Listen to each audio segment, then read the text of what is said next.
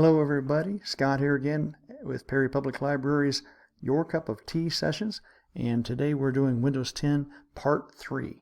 So we've already looked over a couple of things with Windows 10, talking about the home screen, the start menu, the taskbar at the bottom, and some of the samenesses and some of the differences between Windows 7 and Windows 10. So today we're going to look at just specifically one thing, and it may take the entire session, and it's right down here, and it's called the notification box. It's right down beside your date and time. We've looked at that already down in the far right corner of your bottom of your screen. The notification box, we're going to bring that up, click, and this again, you can click it once to bring it up, click it a second time and it'll toggle away, or you can bring it up and just click anywhere in space on the desktop and it'll go away as well. But the reason for this is it may give you notifications that'll show up about your computer. So you might have something that says, oh, you need to be, this app needs to be updated, or this program needs to be updated, or you had a virus that tried to attack, but your antivirus kept you safe, or something like that. It's just a kind of like a billboard that shows you things that are going on with the computer. You can't really do anything with it other than just see that it's there. Right here, this says no new notifications, but they'll come in 1, 2, 3 different ones, and you can, there's an X at the top corner, right corner of them, and just you hover over that, just click on the X and they'll go away, and then it'll make room for other notifications. But the main thing that we want to look at here is these squares down here at the bottom, little tiles. So I want to go over just some that are sort of important. You're not going to use all of them necessarily. You probably won't use most of them, but I want to go through the ones that you probably will use or may at some point. The first one is tablet mode, and you can see that all of these are white, which means they're off, except for this particular one that says not connected is glowing blue. But tablet mode, if I click on that, it becomes blue, and you'll notice that it changes the screen to looks like a tablet. The point of that, among other things, is just if you're familiar with using tablets and doing things with tablets in that manner, you can do it that way. You can move things around, and everything still works the same way it does on the computer. It's just that you have a tablet view or tablet ability. Fact is, right down here at the bottom is the keyboard. If I click on that, it brings up a keyboard, and you can type in just like a regular keyboard, or what I like to use is the microphone right here, and if you click on that, it'll receive what you're saying and actually type it out, which is kind of cool. You just have to enunciate and sort of talk like a computer to make the thing work. It's hard to talk conversationally that way. And also make sure that when you're done with it, you click it again to stop it, because it's like you push the button on and it's going to receive everything you say, and if you don't turn it off and you start talking to someone else, it's going to record the entire conversation and print it out for you. So anyway, that's the microphone, or you can type things in if you want to. I'm going to X that away, X, just like taking an exit, and I'm going to go back here to the notifications box and take tablet mode off. See how it's glowing blue? Click, and now it's off. Now it's back to a regular computer look again. Connect, we're not going to worry about. Network, you may have noticed before in a previous session when we were down at the taskbar, and in the taskbar we had, let me click all this away, we had these radio waves here, and that is network. Shows you the networks that are available. Click that away. This does the same thing. You just click on network, click, and it brings up the various networks that are available, or those that are not available, but all the ones that are in the area. And notice here that this is a strong connection because it's all very dark black. Down here, the Sharp MX, for example, that's not as strong because there's only a couple that are black, then there's some that are gray, so that's not a very strong connection. There's secured and open. Secured just means that it takes a password. You got to know what the password is to use these particular networks.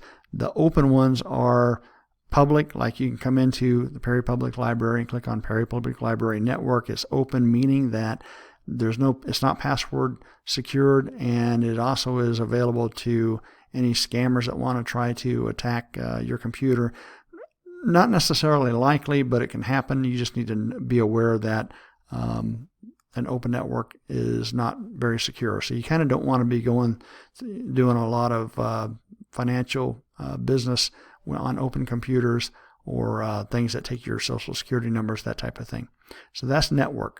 All settings, this is a gear. When I click on that, that brings up page that looks sort of like this, where you can change all the settings on the computer. This is kind of the same thing that, like on Windows 7 has a control panel. It's really the same thing. Okay, I'm going to X out of that. And that is all settings. It looks like a gear. And you've seen this also over here at the start menu. When I click on that, there's settings right there. So the very same thing. All right, click away from that and we'll come back. And just a couple other tabs I want to show you. Airplane mode, this is an important one to know about. That's this guy right here. I'm not going to click on it, because what happens when you click on airplane mode, it cuts off all access to the internet, and you no longer have the ability to connect to anything internet-wise. The point of this is, if you're ever flying, you get on a plane, and before you take off, the captain comes on and says, I'd like to ask you to turn off all your cellular devices, or they may, at this point, I haven't flown for a while, they may say, please put your devices, your electronic devices, on airplane mode. What happens is it supposedly stops any internet signals from messing up any of the tower signals to the airplane, and you'll be able to take off and land safely. Once you're in the air, I think they tell you can turn that back on. But anyway, that's the point of airplane mode. If you're trying to get onto the internet and you can't for some reason, check the notification box and make sure that your airplane mode is off. It's off right now and it's glowing blue. It has come on, meaning that it's put a stop to the internet signals. All right, next one that I want to look at is nightlight. It's kind of helpful. Or you might not have a nightlight. You may just have a visual sun that looks something like this. The point is that you can turn this on, and I don't know if you can see this on the computer screen that you're looking at. I can see that mine has visually dimmed a bit and changed so that I can actually work at nighttime, and instead of having this big, bright, glowing, humming whiteness staring in my eyes, this is much softer and a little bit easier to use. The other way to do that is, if you have this bar right here, you can do a left click and drag back and darken and drag back and make it lighter. And again, I'm not sure if you're seeing that happen, but on your computer you can do that. This little it looks like kind of a bee, sort of, or a sideways drone. It stands for Bluetooth. It's not connected right now. I can, or it's actually off. It was not connected.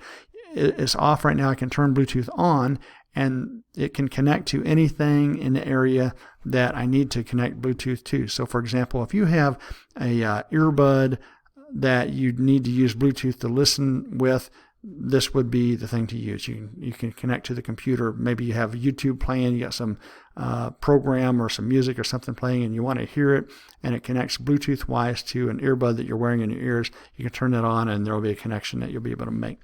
Battery saver, this one here, when you click on that, that basically just changes again the dimness, dim view of the computer, so that the dimmer it is, the less power it uses. It's not nearly as bright, and so it'll save battery power that way. And that's kind of the basic and tabs and so forth that you would probably use on Windows 10. These others I can talk to you about on a one-on-one basis if you need to, but that is the notification box. And now let's look at it. Just a couple more things.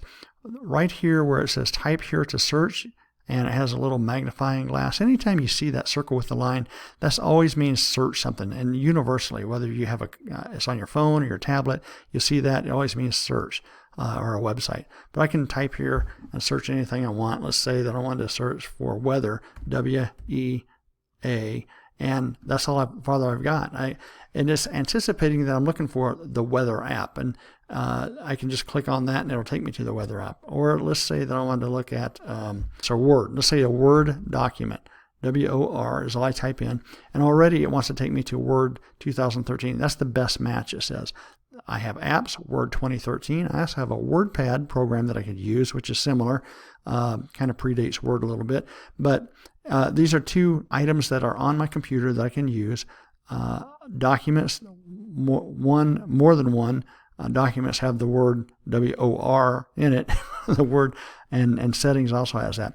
I can say, just show me the apps with W-O-R, and here they are, Word. I can say, just show me documents with that, and so a new Microsoft Word document shows up, or go to the web and show me things.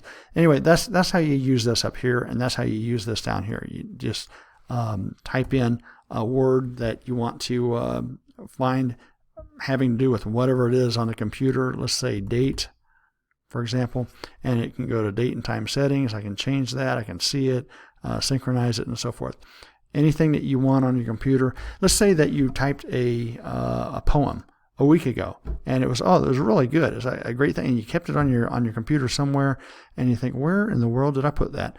I can't remember if it was in a document. I don't remember. I have no idea. So go down here to type here to search and start typing anything from the poem. Roses are red, R-O-S-E-S, roses. And you see right here, it's the best match that it's showing me right now is a rose, which is a plant, a song called Roses.